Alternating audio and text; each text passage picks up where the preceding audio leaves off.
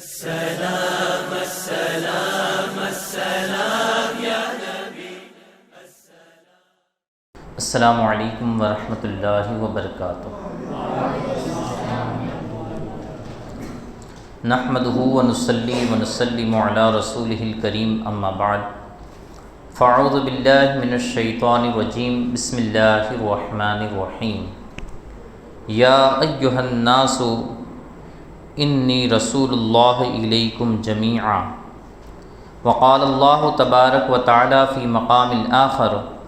یا ایہا الناس قد جاءکم الرسول بالحق من ربکم فآمنوا خیرا لکم وإن تکفروا فإن للہ ما فی السماوات والارض وکان اللہ علیما حکیما۔ صدق اللہ مولانا العظیم وبلغنا رسولہ النبی الامین المکین الکریم، ونحن علی ذلک لمن الشاہدین والشاکرین والمطمئنین والحمد للہ رب العالمین۔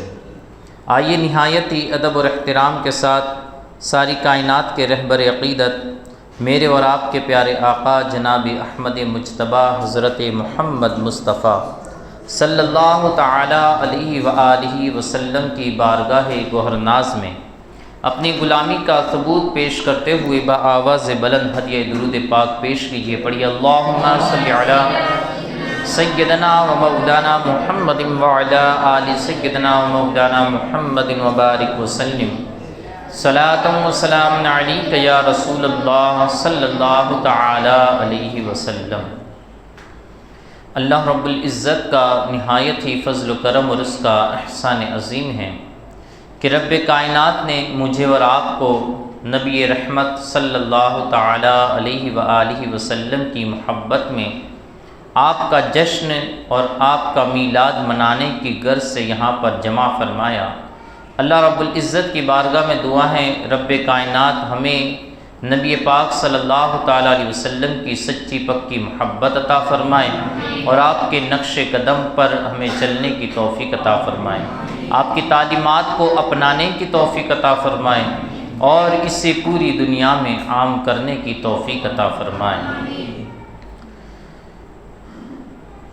ہمارا پچھلے 2 سال سے سیرت مصطفیٰ پر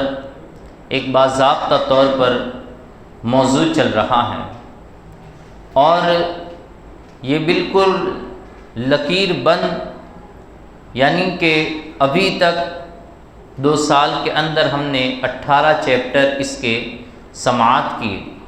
ہمارے نوجوانوں کے لیے اور ساتھ ہی ساتھ ہمارے معاشرے کے لیے یہ بہت ہی ضروری اور لازمی چیز ہے کہ ہمیں اپنے آقا و مولا نبی پاک صلی اللہ تعالیٰ علیہ وسلم کی سیرت سے آگاہی ہونی چاہیے،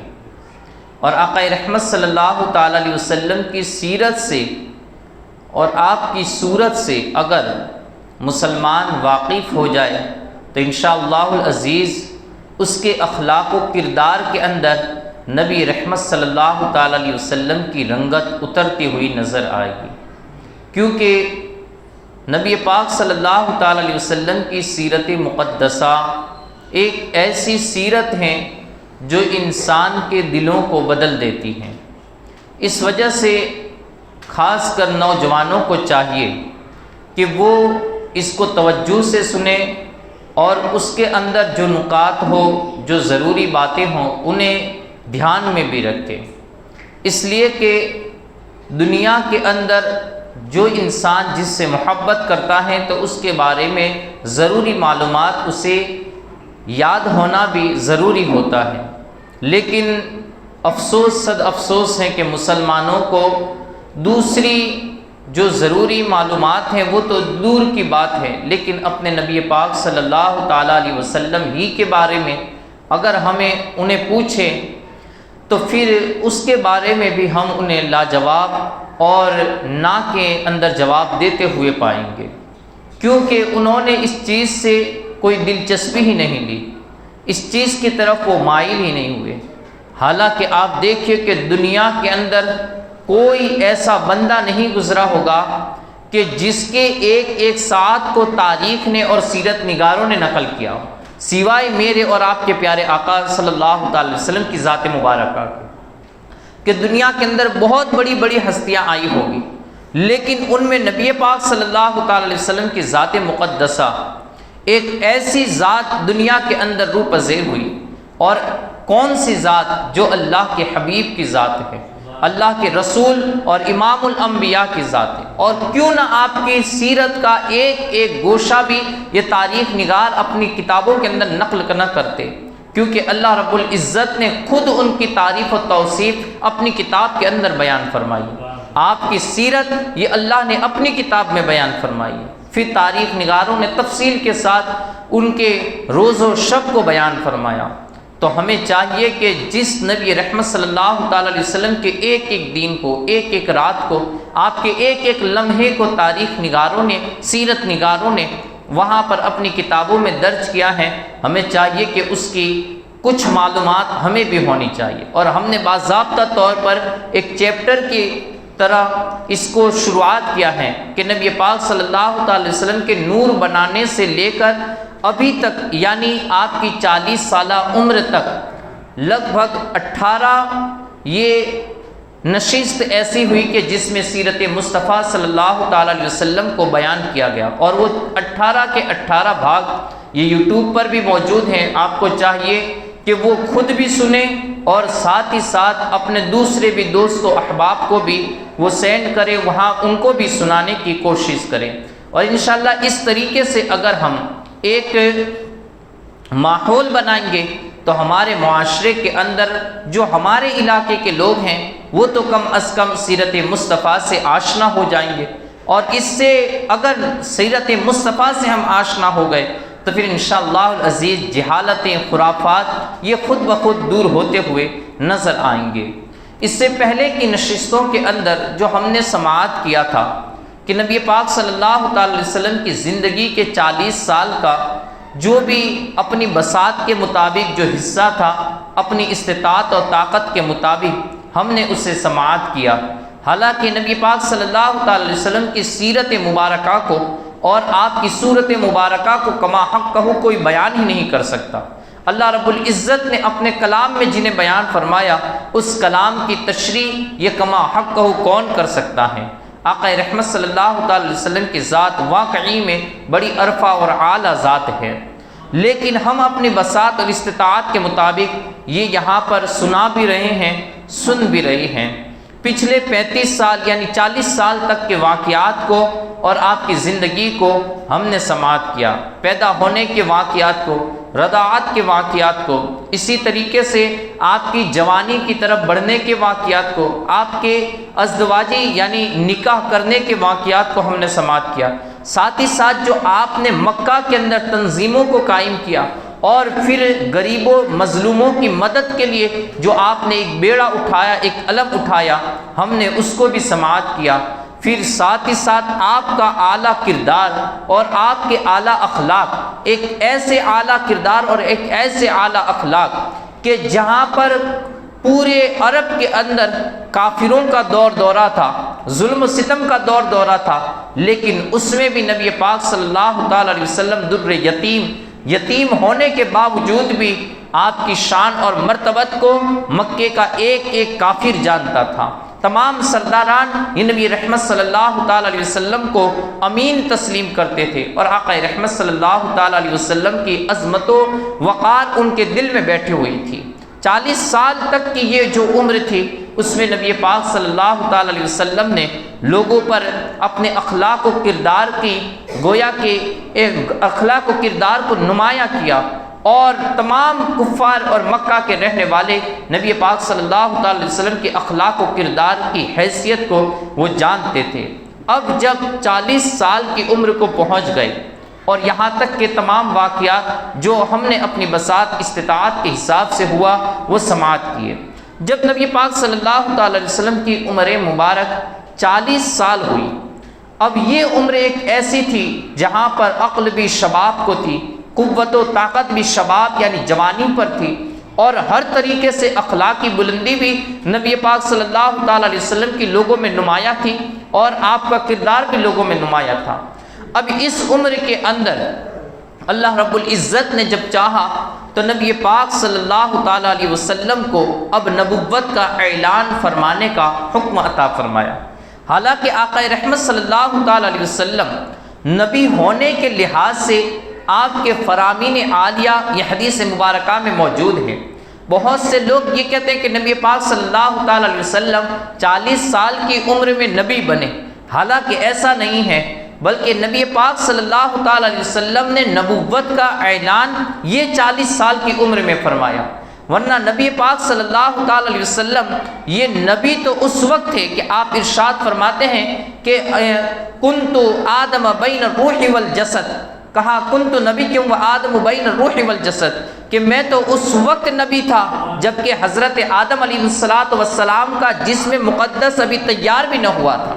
یعنی اللہ رب العزت نے حضرت آدم کا جسم کہ جبکہ ان کو مٹی سے گوندا جا رہا تھا اور ان کے پتلے کو تیار کیا جا رہا تھا، اللہ نے مجھے اس سے بھی پہلے نبوت سے سرفراز فرمایا تھا۔ تو فرمایا نبی تو میں اس وقت سے تھا، لیکن یہاں پر جو آپ نے اعلان فرمایا تو یہ نبوت کا اظہار فرمایا اور نبوت کو ظاہر فرمایا۔ اب نبوت کے جب ظاہر کرنے کی باری آئی تو اس سے پہلے اللہ رب العزت نے کچھ اس کے اوصاف، کچھ صفتیں رکھی ہیں جس سے بندے کو آگے چل کر یہ پتہ چل جائے کہ اللہ رب العزت نے اسے ایک اونچے مقام پر فائز فرمایا ہے۔ اور اس طریقے سے اللہ رب العزت نے اپنے حبیب کو تو وہ پہلے سے مقام اور منصب وہ عطا فرمایا تھا، لیکن اس سے پہلے ہی نبی پاک صلی اللہ تعالی علیہ وسلم کے ساتھ ایسے کئی واقعات پیش آئے جس سے یہ بات واضح ہو گئی کہ نبی پاک صلی اللہ تعالی علیہ وسلم کو اللہ نے رسالت کے لیے چن لیا ہے۔ جیسا کہ اللہ رب العزت نے کلام مجید میں بھی ارشاد فرمایا کہ آمن الرسول بما انزل الیہ من ربہ والمؤمنون، کہ رسول وہی ہوتا ہے کہ جسے اس کی رسالت پر پورا یقین ہو، نبی وہی ہوتا ہے کہ جسے خود بھی وہ اپنے نبی ہونے پر ایمان لائے اور اسے یقین ہو کہ میں اللہ کا نبی ہوں، ورنہ اگر صرف گمان ہو تو وہ بندہ نبی نہیں ہو سکتا ہے۔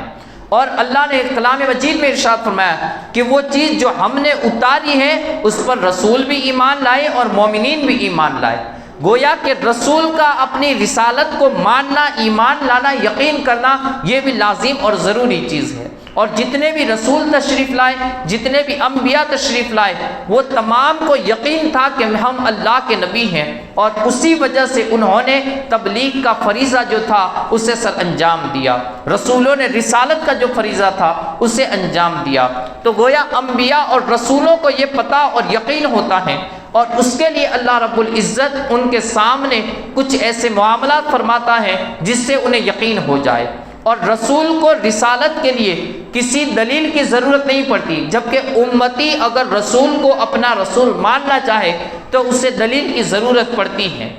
امتی جب رسول کو اپنا رسول ماننا چاہے تو اسے دلیل کی ضرورت پڑتی ہے، اور اسی وجہ سے اللہ نے نبیوں اور رسولوں کو معجزات عطا فرمائے ہیں کہ جب ان کے پاس کوئی بندہ آئے اور ان کے نبی ہونے کی یا رسول ہونے کی دلیل طلب کرے اور دلیل مانگے تو وہ نبی معجزات دکھا کر انہیں دلیل دے سکے کہ دیکھو اللہ رب العزت نے مجھے یہ معجزات عطا فرمائے ہیں، تو پھر امتی کے لیے یہ آسانی ہو جاتی ہے کہ وہ ان کی نبوت اور رسالت کو تسلیم کر لے۔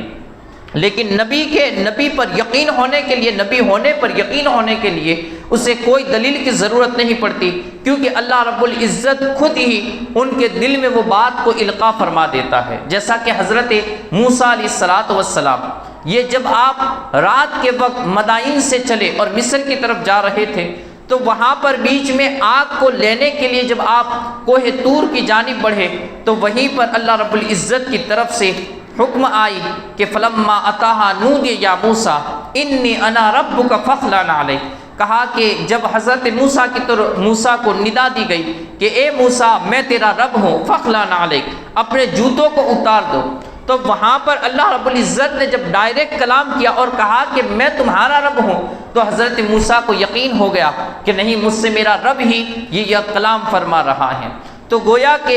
جو نبی ہوتے ہیں انہیں اپنی رسالت اور نبوت پر یقین ہوتا ہے۔ اب یہاں پر نبی پاک صلی اللہ تعالیٰ علیہ وسلم کی زندگی میں کئی پہلے سے یہ سب واقعات رونما ہو رہے تھے، جیسا کہ خود نبی پاک صلی اللہ تعالیٰ علیہ وسلم ارشاد فرماتے ہیں کہ ان رسول اللہ صلی اللہ تعالیٰ علیہ وسلم قال انی لعارف حجرا بمکہ کان یسلم علی قبل ان ینزل علی، کہا کہ میں، نبی پاک صلی اللہ تعالیٰ علیہ وسلم ارشاد فرماتے کہ میں اس پتھر کو جانتا ہوں جو مجھ پر قرآن کے نازل ہونے سے پہلے درود و سلام پڑھا کرتا تھا، یعنی اعلان نبوت سے پہلے وہ پتھر، میں جب راستے سے گزرتا تھا تو وہ پتھر مجھ پر درود و سلام پڑھتا تھا، اور اس وقت آواز یہ آتی تھی الصلاۃ والسلام علیک یا رسول اللہ۔ نبی پاک صلی اللہ تعالیٰ علیہ وسلم، بلکہ بزرگان دین نے کئی اور روایتیں پیش کی ہے کہ نبی پاک صلی اللہ تعالیٰ علیہ وسلم اعلان نبوت سے بھی 15-20 سال پہلے بھی جس راستے سے گزرتے تھے اور وہاں پر آپ اگر تنہا ہوتے تھے، کوئی ہوتا نہیں، تو وہاں کے جو پتھر اور پیڑ پودے ہوتے تھے وہ نبی پاک صلی اللہ تعالیٰ علیہ وسلم پر اسی انداز سے الصلاۃ والسلام علیک یا رسول اللہ، الصلاۃ والسلام علیک یا نبی اللہ، یہ کہہ کر وہ درود بھیجتے تھے۔ نبی پاک صلی اللہ تعالیٰ علیہ وسلم شروع میں وہ تمام جانب دیکھتے تھے لیکن کوئی ان کلمات کا ادا کرنے والا نظر نہ آتا تھا، لیکن پھر آپ کو یقین ہو گیا کہ اللہ کی یہ مخلوق پتھر اور پیڑ پودے یہی مجھ پر درود و سلام پڑھ رہی ہیں۔ تو یہ جو پتھروں کا اور پیڑ پودوں کا درود پڑھنا تھا، اس سے بھی واضح تھا کہ آپ اللہ کے رسول ہیں، آپ اللہ کے نبی ہیں۔ ایک وقت آئے گا جب آپ کو اپنی نبوت کو اور اپنی رسالت کا اعلان کرنا ہے، تو گویا کہ پیڑ پودے اور پتھر یہ پہلے سے آپ کی نبوت کی دلیل بنے ہوئے تھے اور آپ کو اپنا نبی مانے بھی ہوئے تھے۔ اسی طریقے سے بخاری شریف کی روایت ہے، حضرت عائشہ صدیقہ رضی اللہ تعالیٰ عنہ سے روایت ہے، فرماتی ہیں ان عائشہ ام المؤمنین انہا قالت اول ما بدأ به رسول اللہ صلی اللہ تعالیٰ علیہ وسلم من الوحی الرؤیا الرؤیا الصالحۃ فی النوم فکان لا یرى رؤیا الا جاءت مثل فلق الصبح ثم حبب الیہ الخلاء وکان یخلو بغار حراء ويتحنس فيه وهو التعبد الليالي ذوات العدد قبل أن ينزع إلى أهله ويتزود ذلك ثم يرجع إلى خديجة فيتزود لمثلها حتى جاء الحق وهو في غار حراء۔ حضرت عائشہ فرماتی ہیں کہ نبی پاک صلی اللہ تعالیٰ علیہ وسلم پر شروعات کے اندر جو وحی کا سلسلہ جاری ہوا، یعنی اللہ کی طرف سے جو پیغام آنے جاری ہوئے، تو وہ اس کی شکل نیک خواب کی، سچے خواب کی تھی۔ الرؤیۃ الصالحۃ یعنی سچے خواب والی صورت تھی کہ نبی پاک صلی اللہ تعالیٰ علیہ وسلم نیند کی حالت میں خواب دیکھتے تھے، اور وہ خواب کیسا ہوتا تھا؟ کہا کہ جب صبح میں اٹھتے تھے تو صبح میں اٹھنے کے ساتھ جیسے صبح کا اجالا نمودار ہوتا تھا، وہ خواب بھی ایسے ہی اس کی تعبیر بن جاتی تھی، یعنی صبح کے اجالے کی طرح وہ خواب کی تعبیر بھی دین کے اندر نظر آتی تھی۔ جو رات میں دیکھتے تھے کہ صبح کچھ ہونے والا ہے، وہ نبی پاک صلی اللہ تعالی وسلم کو پہلے ہی خواب کے اندر بتا دیا جاتا کہ صبح ایسا معاملہ پیش آنے والا ہے، اور جیسے صبح اٹھتے تھے تو وہ خواب کی تعبیر ہو بہو صبح کے وقت بالکل ظاہر اور صاف و شفاف نظر آتی تھی۔ تو فرمایا نبی پاک صلی اللہ تعالی وسلم پر وحی کی ابتدا اس طریقے سے شروع ہوئی کہ آپ رات کے وقت خواب کو دیکھتے اور پھر صبح کے اجالے کی طرح وہ خواب کی تعبیر آپ کے سامنے آ جاتی۔ ثم حبب الیہ الخلاء، پھر کچھ وقت کے بعد نبی پاک صلی اللہ تعالی علیہ وسلم نے تنہائی اور خلوت کو پسند کیا، یعنی آپ اب مکہ والوں سے اور ان بت پرستوں سے دور ہونے لگے، اور پھر آپ نے اپنے آپ کو خلوت میں رکھنے کے لیے، اپنے آپ کو تنہائی میں رکھنے کے لیے غار حرا کو پسند فرمایا۔ اب مکہ المکرمہ کے اندر اور بھی پہاڑ تھے، لیکن نبی پاک صلی اللہ تعالی علیہ وسلم نے غار حرا کو پسند فرمایا، جبکہ غار حرا ایک ایسی چھوٹی غار تھی کہ جس کے اندر 4 گز کی لمبائی تھی اور 2 گز کی چوڑائی تھی۔ ایک انسان 2 گز سے بھی کم کی، یعنی 1.25 گز کی اس کے اندر چوڑائی تھی، اور اس کے اندر انسان اگر جانا بھی چاہے تو سوتے ہوئے اندر داخل ہو سکتا ہے۔ جو حاجی حضرات وہاں پر پہنچے ہوں گے وہ جانتے ہوں گے کہ غار حرا کس طریقے کی ایک چھوٹی سی غار ہے۔ نبی پاک صلی اللہ تعالی علیہ وسلم نے اس غار کو پسند فرمایا۔ اس کی ایک وجہ یہ تھی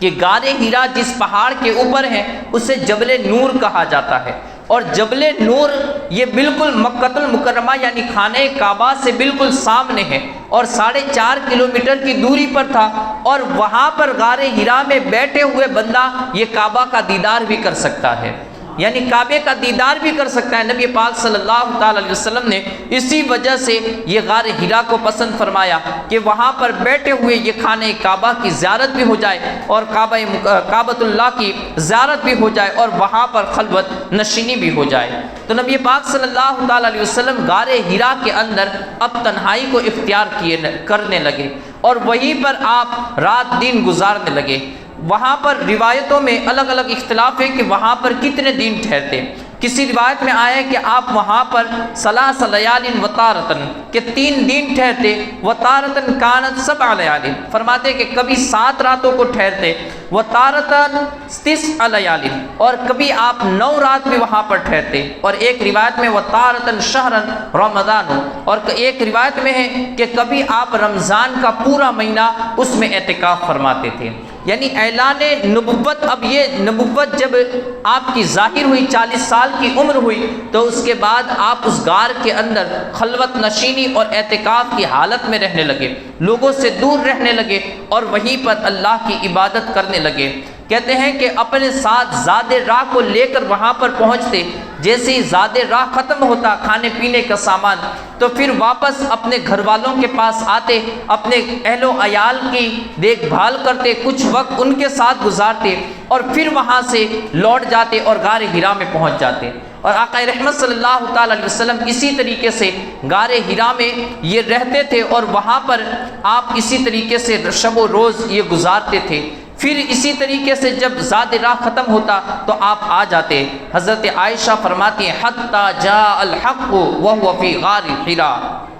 کہتے ہیں کہ اسی طریقے سے آپ کا معمول بنا رہا کہ آپ جاتے اور وہیں پر عبادت میں مشغول رہتے اور پھر واپس تشریف لے آتے، یہاں تک کہ حق آ گیا اور آپ غار حرا کے اندر موجود تھے۔ اللہ کی طرف سے وہ فرشتہ آیا اور اس نے اللہ کے کلام کی ابتدا فرمائی۔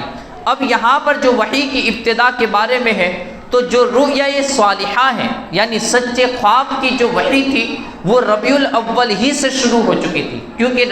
نبی پاک صلی اللہ تعالی علیہ وسلم یہ 12 ربیع الاول کو پیدا ہوئے، تو 12 ربیع الاول ہی کو آپ کی 40 سال کی عمر جیسے پوری ہوئی تو اس کے بعد یہ سچے خوابوں کی شروعات ہو گئی، اور یہیں سے اعلان نبوت اور نبوت کا اظہار، نبوت کو ظاہر ہونا، ظہور ہونا یہ شروع ہو گیا۔ اب اس کے بعد یہ سچے خواب کا سلسلہ جاری رہا یہاں تک کہ پھر رمضان المبارک کا مہینہ آ گیا، یعنی ربیع الاول سے لے کر رمضان المبارک تک اسی طریقے کا معمول رہا کہ نبی پاک صلی اللہ تعالی علیہ وسلم غار حرا میں تشریف لے جاتے، وہیں پر عبادت میں رہتے اور اس کے بعد واپس تشریف لاتے، پھر غار حرا میں پہنچ جاتے۔ اب رمضان المبارک کے اندر اللہ رب العزت کا پیغام حضرت جبریل امین لے کر آ پہنچے، اور پھر حضرت عائشہ صدیقہ رضی اللہ تعالی عنہا اسی روایت کے اندر جو بڑی لمبی روایت ہیں اسی روایت میں ارشاد فرماتی ہیں فجاءہ الملک فقال اقرأ قال ما انا بقاری، کہتے ہیں کہ اس کے بعد اسی غار کے اندر ایک فرشتہ آیا اور اس نے کہا کہ اقرأ یا محمد، اے محمد صلی اللہ تعالی علیہ وسلم پڑھیے۔ نبی پاک صلی اللہ تعالی علیہ وسلم نے فرمایا کہ میں پڑھنے والا نہیں ہوں، یعنی نبی پاک صلی اللہ تعالی وسلم نے یہاں پر پڑھنے سے انکار کیا، کہا میں پڑھنے والا نہیں ہوں۔ لوگ یہاں پر غلط ترجمہ بھی کرتے ہیں، کہتے ہیں کہ مجھے پڑھنا نہیں آتا ہے، حالانکہ اللہ نے اپنے حبیب کو پڑھنا سکھایا ہے۔ اور رحمان علم القرآن، رحمان وہ ہے جس نے انسان کو قرآن سکھایا ہے، علمہ البیان، اسے بیان سکھایا۔ لیکن نبی پاک صلی اللہ تعالی علیہ وسلم نے یہاں پر ارشاد فرمایا، ماضی کا لفظ ارشاد فرمایا کہ میں پڑھنے والا نہیں ہوں۔ قال فاخذنی فغطنی، کہتے ہیں کہ اس وقت اس آنے والے فرشتے نے آپ کو اپنے پروں سے دبوچا اور دبوچ کر اس قدر دبوچا حتی بلغ من الجہد، نبی پاک صلی اللہ علیہ وسلم فرماتے ہیں کہ اس کی پوری طاقت کے حساب سے اس نے مجھے اپنے سینے سے لگایا اور دبوچا، اور ایسا دبوچا کہ اس کے زور سے دبوچنے کی وجہ سے مجھے تکلیف محسوس ہونے لگی۔ ثم ارسلنی، پھر اس نے مجھے چھوڑ دیا۔ فقال اقرأ یا محمد، کہتے ہیں کہ اس کے بعد پھر اس نے کہا کہ محمد پڑھیے، قلت ما انا بقاری، نبی پاک صلی اللہ علیہ وسلم نے فرمایا کہ میں پڑھنے والا نہیں ہوں، فاخذنی فغطنی ثانیۃ، کہتے ہیں کہ اس کے بعد دوسری مرتبہ اس نے مجھے اپنے بازوؤں سے دبوچا اور دبوچ کر اپنی پوری طاقت کے ساتھ دبوچا، اور پھر مجھے چھوڑا اور کہا کہ ثم ارسلنی، پھر چھوڑا، حتی بلغ منی الجہد، اس نے اپنی پوری طاقت و قوت کے ساتھ مجھے دبوچا، یہاں تک کہ اس کے دبوچنے کی وجہ سے مجھے تکلیف محسوس ہونے لگی۔ پھر اس نے مجھے چھوڑا اور پھر کہا اقرا یا محمد، فقلت ما انا بقاری، کہا کہ محمد پڑھیے، لیکن میں نے کہا کہ میں پڑھنے والا نہیں ہوں۔ فاخذنی فغطنی ثالثۃ ثم ارسلنی، کہا کہ تیسری مرتبہ بھی اس نے مجھے اسی طریقے سے دبوچا اور پھر مجھے اس کے دبوچنے کی وجہ سے تکلیف ہونے لگی، یہاں تک کہ اس نے پھر چھوڑ دیا، اور پھر چوتھی مرتبہ ارشاد فرمایا اقرا بسم ربک الذی خلق، خلق الانسان من علق، اقرا وربک الاکرم الذی علم بالقلم، کہتے ہیں کہ اس کے بعد اس نے کہا اے محمد اقرا بسم ربک الذی خلق، پڑھیے اپنے رب کے نام سے جس نے تمہیں پیدا فرمایا، خلق الانسان من علق، جس نے انسان کو ایک لوتھڑے سے پیدا فرمایا، اقرا وربک الاکرم، کہا پڑھیے اس رب کے نام سے جو بڑا ہی کریم ہے، الذی علم بالقلم، جس نے علم کو قلم کے ذریعے سکھایا۔ کہتے ہیں یہ 5 آیتیں اس وقت اتری، اور نبی علامہ ملا علی قاری رحمۃ اللہ تعالی علیہ یہاں پر اس آیت مبارکہ کی تفسیر کے اندر ارشاد فرماتے ہیں کہ حضرت جبریل امین نے 3 مرتبہ یہ ارشاد فرمایا کہ اے محمد پڑھیے، لیکن نبی پاک صلی اللہ تعالیٰ علیہ وسلم نے پڑھنے سے انکار کیا، کہا میں پڑھنے والا نہیں ہوں، اور وہاں پر دبوچا بھی۔ اب اس کے اندر کئی نکات یہ مفسرین کرام نے اور محدثین اعظام نے یہاں پر بیان کیے ہیں کہ آپ کو دبوچا گیا۔ یہاں پر علماء اور صوفیہ کی بھی ایک بحث ہے، وہ فرماتے ہیں حالانکہ اس بحث سے اور اس واقعے سے کوئی تعلق نہیں، لیکن علماء فرماتے ہیں کہ وہاں پر یہ دبوچنا ایک تنبیہ کے لیے تھا کہ بندے کو پڑھنے کے لیے اس طریقے سے متنبہ کیا جائے۔ صوفیہ فرماتے ہیں کہ یہ جو دبوچنا تھا وہ دبوچنا اس طریقے سے تھا کہ انسان کو یہ سینے سے لگا لیا جائے اور سینے کا جو علم ہے وہ دوسرے سینے کے اندر منتقل کر دیا جائے، اور واقعی میں صوفیہ کرام نے بہت سو کو اس طریقے سے بھی پڑھا دیا ہے۔ ہمارے بزرگان دین کی اگر ہم تاریخ اٹھائے تو ہمیں کئی ایسے اولیاء کرام نظر آئیں گے کہ جو کبھی پچھلے وقت کے اندر پادری ہوا کرتے تھے، جو کبھی پجاری ہوا کرتے تھے، کسی مندر کے اندر ہوا کرتے تھے، لیکن انہوں نے جب ان پادریوں کو اپنے پاس لیا اور پھر کسی جگہ پر دین کی خدمت کی ضرورت پیش آئی تو انہیں کلمہ پڑھا کر پھر وہاں پر مصلی پر کھڑا کیا۔ جب مصلی پر کھڑا ہونے سے پہلے اس پادری نے یا اس کافر نے کہا، پہلے جو کافر تھے کہا کہ میں آج تک تو کافر تھا، نہ میں نے تو تمہارے کلام کو پڑھنا سیکھا ہے، نہ میں تو تمہارے کلام کو جانتا ہوں، پھر اس طریقے سے امامت کا ایک عظیم منصب یہ میں کس طریقے سے ادا کر سکوں گا؟ کہا کہ ہاں اس کی بھی تو ضرورت ہے۔ کہتے ہیں کہ اس کے بعد انہوں نے اس پادری کو یا اس نئے مسلمان کو اپنے سینے سے لگایا، جو کلام مجید ان کے سینے کے اندر، جو علم و معرفت کے حقائق اور روشنیاں ان کے سینے کے اندر موجود ہوتی، ایک ہی وقت کے اندر سینے سے لگاتے اور تمام روشنیوں کو ان کے اندر منتقل فرما دیتے۔ تو کہا سینے سے لگانا یہ صوفیہ کے طریقے کے مطابق یہ ہوتا ہے کہ وہ علم کی روشنیاں، حقائق یہ دوسرے سینے کے اندر منتقل کر دی جائے، اور واقعی میں ہمارے بزرگوں نے اس پر بھی مثال قائم کر دی ہے۔ لیکن ایک تیسری چیز کہ وہاں پر حضرت جبریل امین کا نبی پاک صلی اللہ تعالی وسلم کو یہ اپنی طاقت و قوت سے اور پر زور سے اپنے سینے کے ساتھ لگانا اور ساتھ میں ان کو دبوچنا، یہ اس بات کی طرف بھی ہے کہ آپ نے اتنے زور کے ساتھ دبوچا اور کہا کہ اے محمد پڑھیے۔ 3 مرتبہ آپ خود کہتے رہے کہ اے محمد صلی اللہ تعالی علیہ وسلم پڑھیے، لیکن نبی پاک صلی اللہ تعالی علیہ وسلم نے انکار کیا۔ وہاں پر حضرت ملا علی قاری فرماتے ہیں کہ جب چوتھی مرتبہ جبریل امین نے کہا کہ اپنے رب کے نام سے پڑھیے تو نبی پاک صلی اللہ تعالی علیہ وسلم نے پھر کلام مجید کی تلاوت کو شروع فرما دیا۔ پہلے جبریل امین کہتے رہے لیکن نبی نے انکار کیا، لیکن چوتھی مرتبہ جب کہا اپنے رب کے نام سے کہا کہ رب کے نام سے پڑھیے، آقا رحمت صلی اللہ تعالی وسلم کلام مجید کی تلاوت کو آپ نے شروع کر دیا اور ان 5 آیتوں کو ساتھ میں پڑھنے لگے اور اسے اپنے ذہن کے اندر محفوظ کر لیا۔ اب یہاں سے ایک بات واضح ہوتی ہے کہ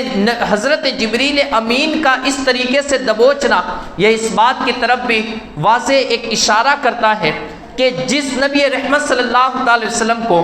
آگے آنے والی اتنی بڑی ذمہ داریوں کو اٹھانا ہے اور تبلیغ کی اور شریعت مطہرہ کا ایک بہت بڑا فریضہ انجام دینا ہے، کہیں ایسا تو نہیں کہ وہ کسی تکلیف کی وجہ سے وہ اس راہ سے وہ گھبرا جائے اور خوف و ہراس میں آ جائے اور اس وجہ سے کہیں اور راہ پر چل جائے۔ نبی پاک صلی اللہ تعالی وسلم کو جبریل امین نے بڑی ہی زور کے ساتھ دبوچا یہاں تک کہ آپ کو تکلیف ہونے لگی، لیکن نبی پاک صلی اللہ تعالی علیہ وسلم نے آپ نے ارشاد پر میں پڑھنے والا نہیں ہوں، میں پڑھنے والا نہیں ہوں، میں پڑھنے والا نہیں ہوں، لیکن جبریل امین نے جب کہا اقرا بسم ربک الذی خلق، کہا اپنے رب کے نام سے پڑھیے جس نے آپ کو پیدا کیا، تو اس کے بعد نبی پاک صلی اللہ تعالی وسلم نے تلاوت شروع فرما دی۔ اب یہاں پر یہ بات واضح ہو کہ حضرت جبریل امین کی طاقت کتنی ہے اور کتنی طاقت کے ساتھ انہوں نے نبی پاک صلی اللہ تعالی وسلم کو دبوچا، تو وہاں پر ملا معین کاشفی رحمۃ اللہ تعالی علیہ یہ اپنی کتاب معارج النبوت کے اندر حضرت جبریل کے حلیے کو بیان کرنے کے ساتھ ساتھ ارشاد فرماتے کہ اللہ رب العزت نے حضرت جبریل امین کو 6 لاکھ بازو عطا فرمائے ہیں، 6 لاکھ بازو کے ساتھ ہر بازو کے اندر اتنے ہی پر بھی عطا فرمائے ہیں، یعنی ہر بازو کے 6 لاکھ پر ہیں اور پر کے اندر کئی ہزار کئی لاکھ یہ ریشے ہیں۔ کہتے ہیں کہ جب قوم لوط پر عذاب کو نازل کرنا ہوا اور حضرت جبریل امین کو اللہ نے حکم دیا، کہا کہ ان کے تمام شہروں کو اٹھاؤ اور آسمان پر لاؤ اور آسمان پر لا کر اونچے کر کے زمین کی طرف گرا دو، تو حضرت جبریل امین فرماتے ہیں کہ میں اپنے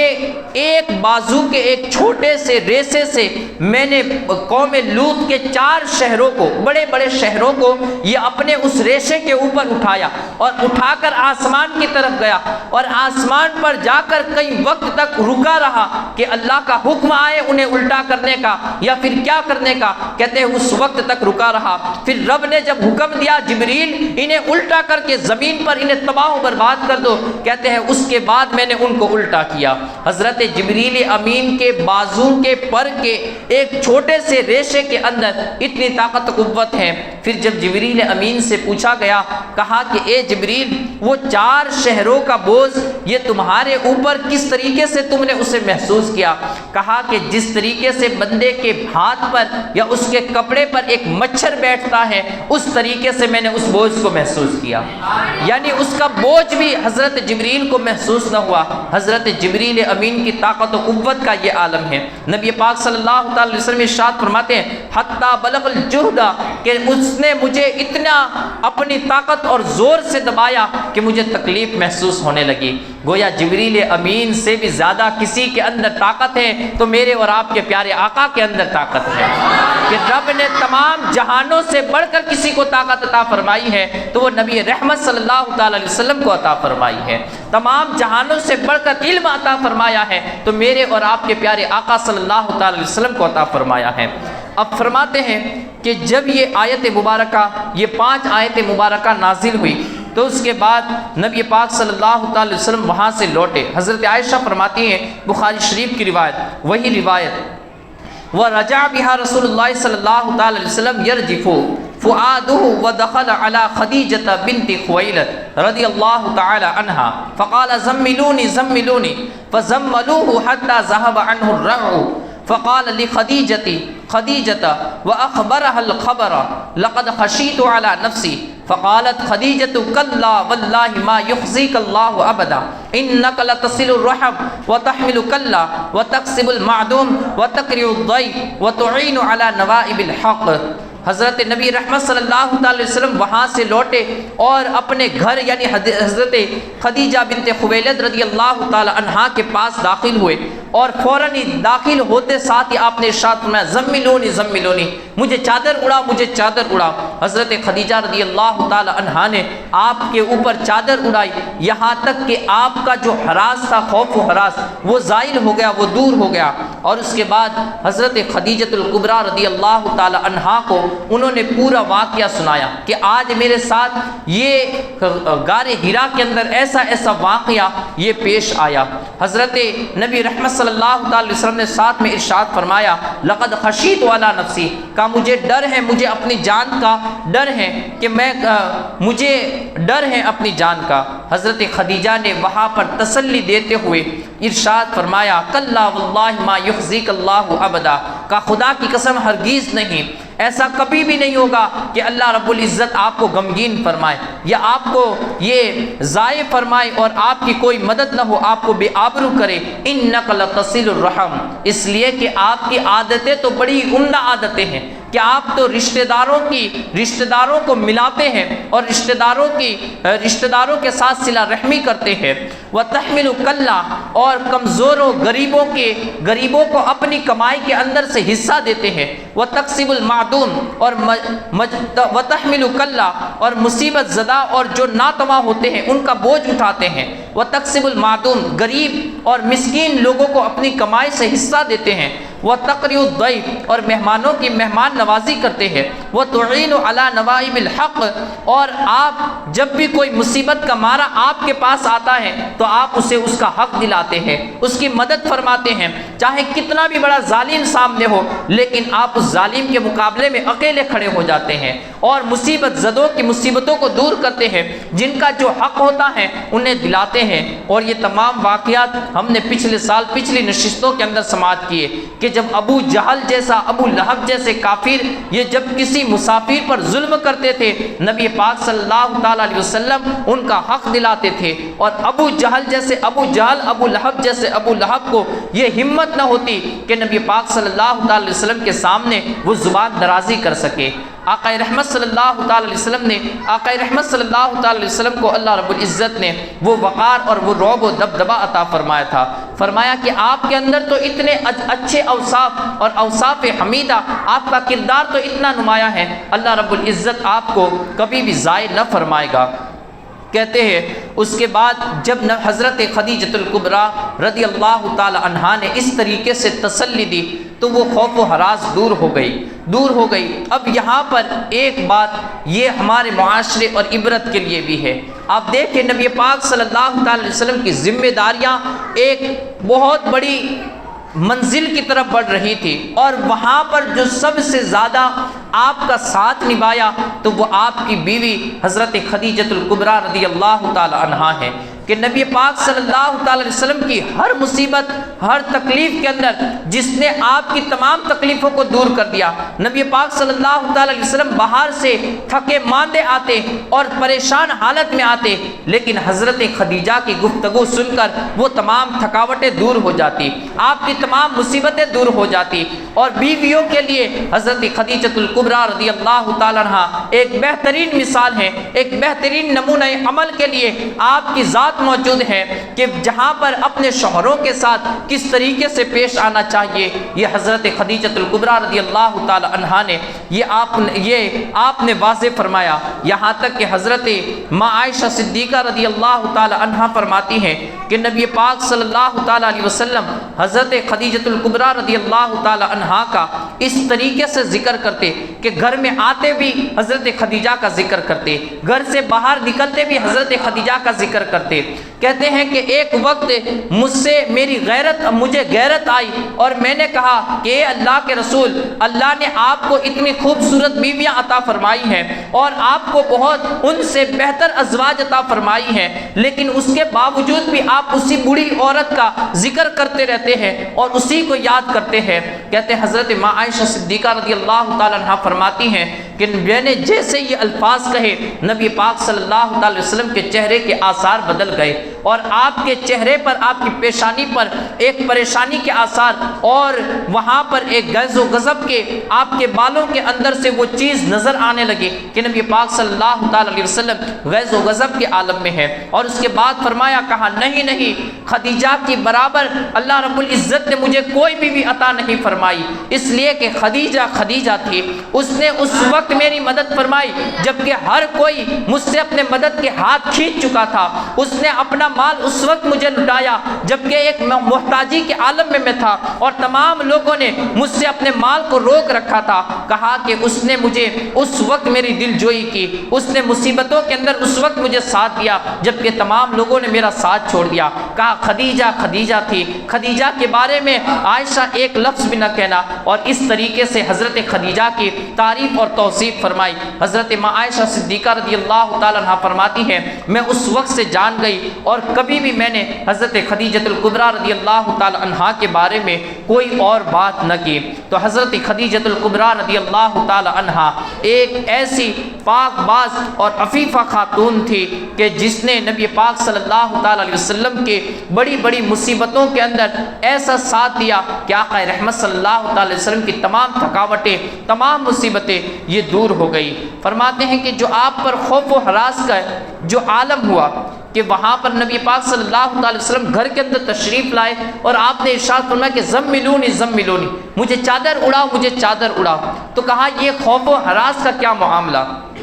تو اس کا جواب قرآن مجید ہی سے ہے۔ اللہ رب العزت نے کلام مجید کے بارے میں ارشاد فرمایا، لو انزلنا هذا القرآن على جبل لرأيته خاشعا متصدعا من خشیۃ اللہ۔ کہا کہ اگر یہ کلام ہم کسی پہاڑ کے اوپر نازل کرتے تو وہ پہاڑ بھی اس کی ہیبت سے اور اس کے ڈر سے ریزہ ریزہ ہو جاتا۔ یعنی کلام مجید کی ہیبت ایسی ہیبت ہے کہ کلام مجید کا وزن اور اس کی جو ہیبت ہے وہ پہاڑ بھی برداشت نہ کر پاتا بلکہ وہ بھی ریزہ ریزہ ہو جاتا۔ تو کہا کہ یہ کلام مجید ہے کہ جس کے اندر اللہ رب العزت نے اتنی ہیبت رکھی ہے، اور وہ جب کسی سینے کے اوپر اتارا جائے، وہ جب کسی سینے پر نازل کیا جائے تو پھر وہاں پر اگر یہ خوف و ہراس والی کچھ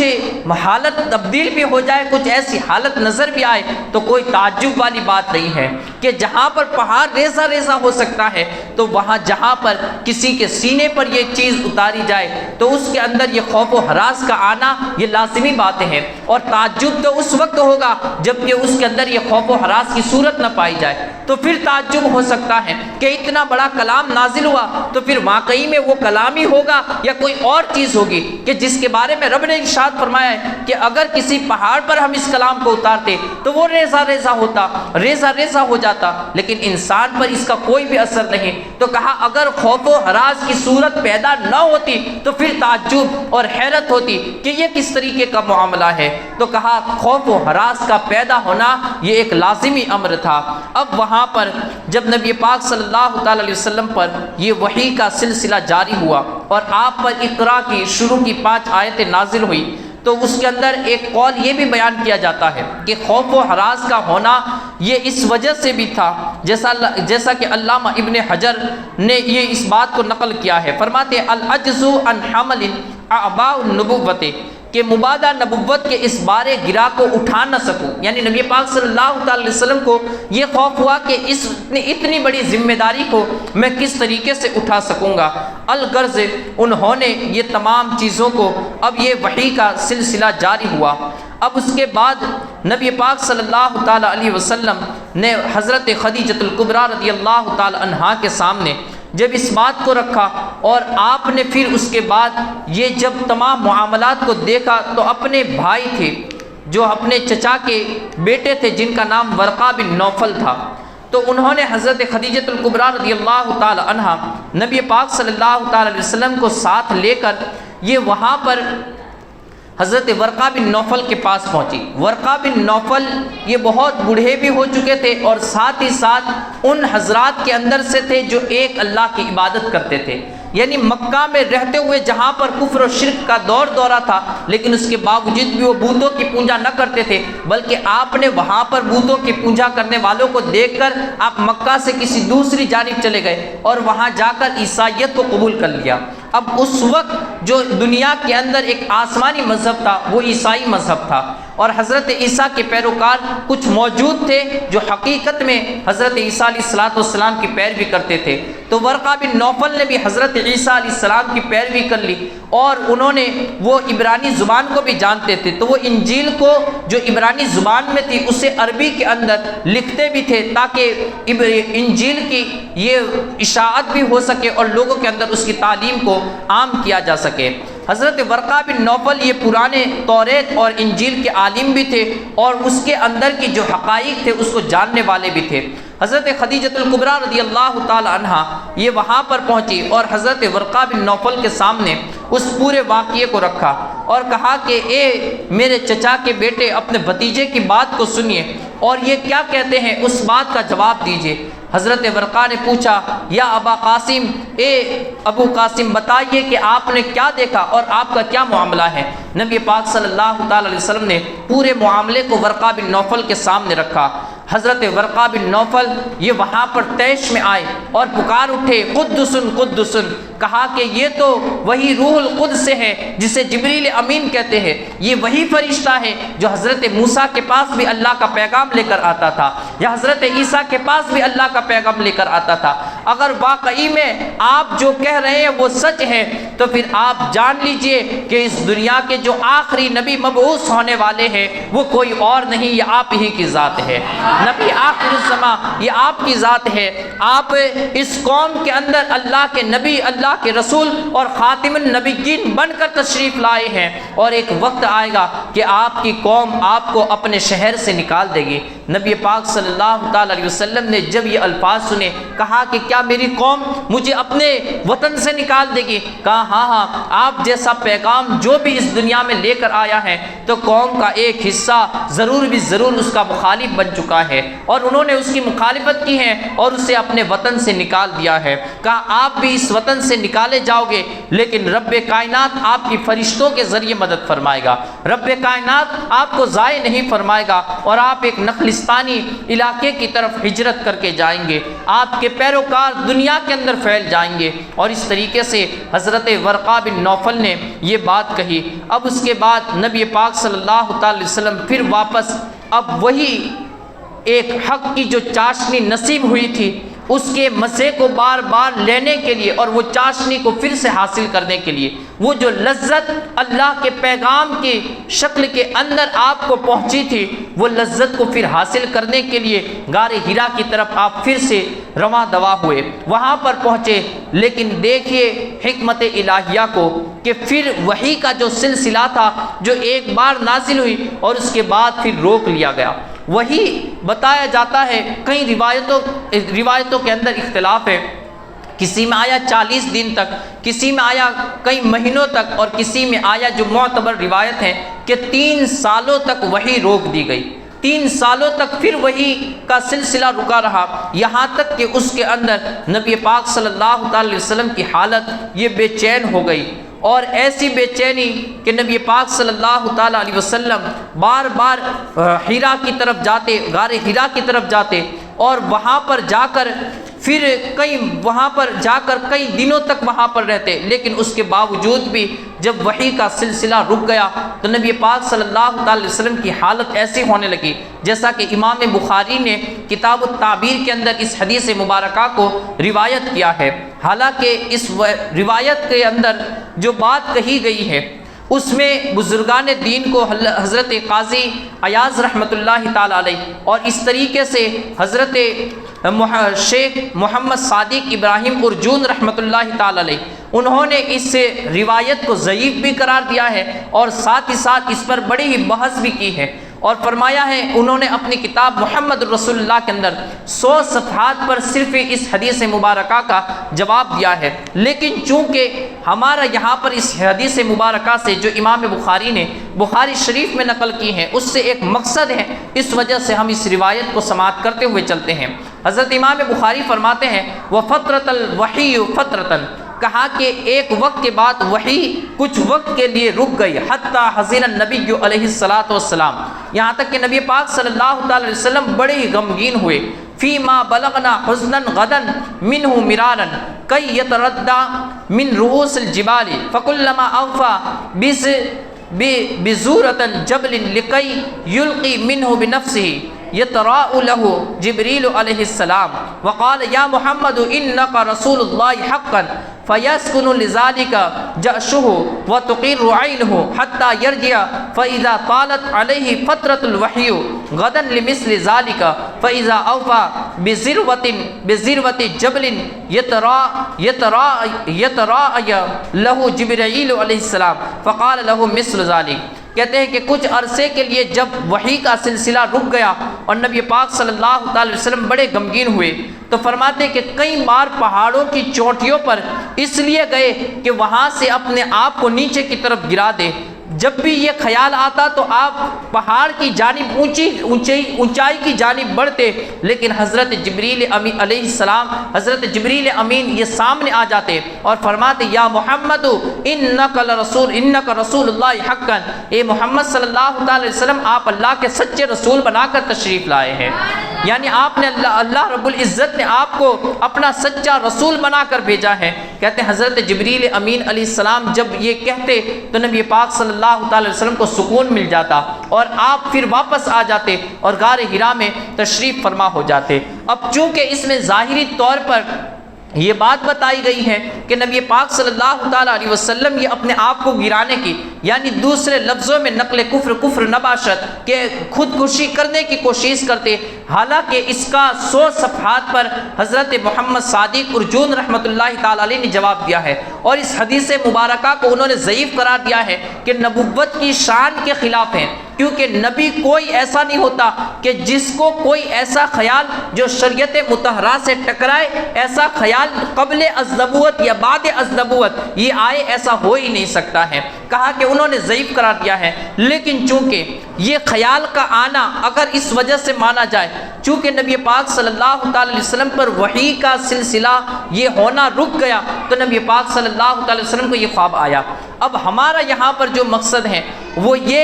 کہ نبی پاک صلی اللہ تعالی وسلم کے سامنے حضرت جبریل امین بار بار تشریف لاتے اور فرماتے کہ اے محمد صلی اللہ تعالی وسلم آپ اللہ کے سچے رسول ہیں. تو حضرت نبی پاک صلی اللہ تعالی علیہ وسلم یہ واپس تشریف لے آتے، آپ کو سکون مل جاتا. لیکن پھر جب وحی نہ آتی تو پھر یہ ارادہ فرماتے اور پھر حضرت جبریل امین آتے. گویا کہ یہاں پر اگر کوئی یہ کہے کہ حضرت جبریل امین وحی لائے اور حضرت جبریل امین نے نبی پاک صلی اللہ علیہ وسلم کو دین سکھایا تو یہاں پر اس کا جواب یہ روایت بن سکتی ہے کہ حضرت جبریل کا آنا یہ سکون کا باعث نہیں تھا، نبی پاک صلی اللہ علیہ وسلم کی سکون کا باعث یہ حضرت جبریل کا دکھنا اور آپ کا آنا سکون کا باعث نہ تھا. اگر یہ مان لیا جائے کہ حضرت جبریل ہی نے نبی پاک صلی اللہ علیہ وسلم کو دین سکھایا تو حضرت جبریل تو کئی بار آتے اور آپ کو توجہ فرماتے اور فرماتے کہ انکا رسول اللہ حقا،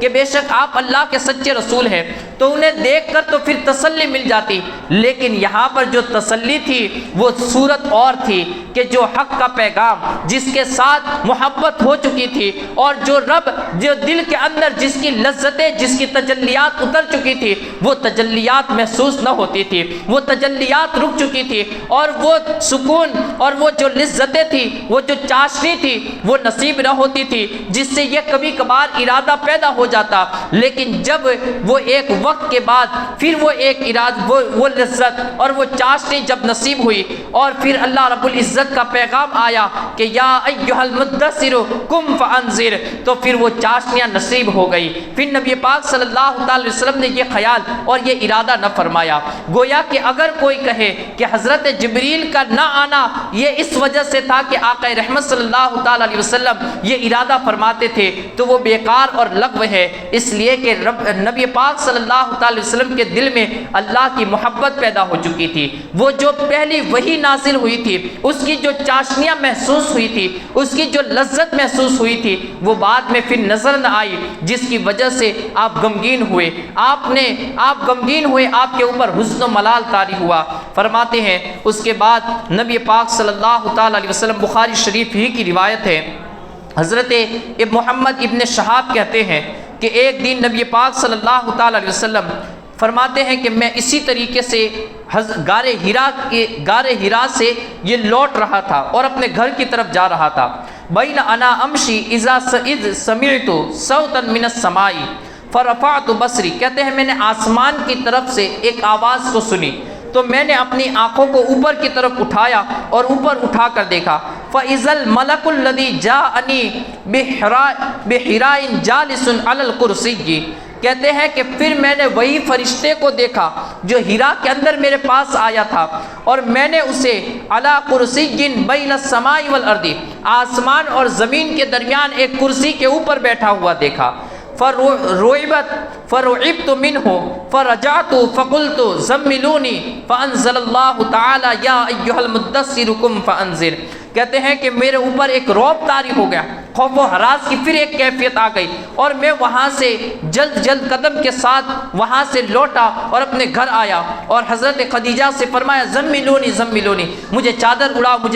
اڑاؤ. فانزل اللہ تعالی، اب جیسے ہی آقا رحمت صلی اللہ تعالی علیہ وسلم یہ چادر اوڑے ہوئے اپنے گھر میں اپنے بستر پر لیٹے ہوئے تھے کہ رب کا پیغام آیا. کتنے خوبصورت انداز میں آیا. جو 3 سالوں تک وحی کا سلسلہ رکا ہوا تھا، وہ پہلے ہی لفظ کے ساتھ، وہ پہلے ہی جملے کے ساتھ وہ تمام لذتیں پھر سے برقرار ہو گئی، اور وہ جتنی بھی غم اور جتنے بھی حزن و ملال تھے وہ تمام کے تمام اسی ایک جملے کے اندر دور ہو گئے. نبی پاک صلی اللہ تعالی وسلم چادر اوڑے ہوئے لیٹے ہوئے تھے. فرمایا یا ایھا المدثر، اے کملی اوڑھنے والے نبی اٹھ جائیے، قم فانذر، اپنی قوم کو ڈرائیے. اب وہاں پر دیکھیں کتنا محبت والا انداز ہے. فرمایا اے چادر لپٹے ہوئے نبی، اے چادر اوڑھنے والے نبی، اب اٹھ جائیے، اب یہاں پر آرام نہ کیجیے بلکہ اٹھیے اور اپنی قوم کو ڈرائیے. قم فانذر وربک فکبر، اور اپنے رب کی بڑائی کو بیان کیجیے. وثیابک فطہر، اور صاف ستھرے کپڑے پہنیے. والرجز فہجر، اور برائیوں سے اپنی قوم کو باز رکھیے، بت پرستی سے اپنی قوم کو باز رکھیے. اب جیسے یہ حکم ہوا اور اس کے بعد پھر وحی کا سلسلہ جو شروع ہوا تو پھر لگاتار یہ وحی ضرورتوں کے مطابق یہ اترتی رہی. اب ہر ساتھ میں اترتی، رات میں اترتی، دن میں اترتی. نبی پاک صلی اللہ تعالی علیہ وسلم یہ تنہائی میں ہوتے تب بھی اترتی، لوگوں کے بیچ میں اپنے جانثاروں کی محفل میں ہوتے تب بھی وہی یہ اترتی تھی. اور اس طریقے سے وحی کا سلسلہ یہ جاری ہو گیا. انشاءاللہ العزیز پھر کل کی گفتگو کے اندر ہم سماعت کریں گے کہ وحی کسے کہتے ہیں اور وحی کی صورتیں کیا ہوتی ہیں. انشاءاللہ العزیز کل سے اس سے آگے ہم سماعت کریں گے. رب کی بارگاہ میں دعا ہے اللہ رب العزت ہمیں نیک کام کرنے کی توفیق عطا فرمائے، برے کاموں سے بچائے، صراط مستقیم کی ہدایت نصیب فرمائے، ایمانی زندگی عطا فرمائے، ایمانی موت نصیب فرمائے.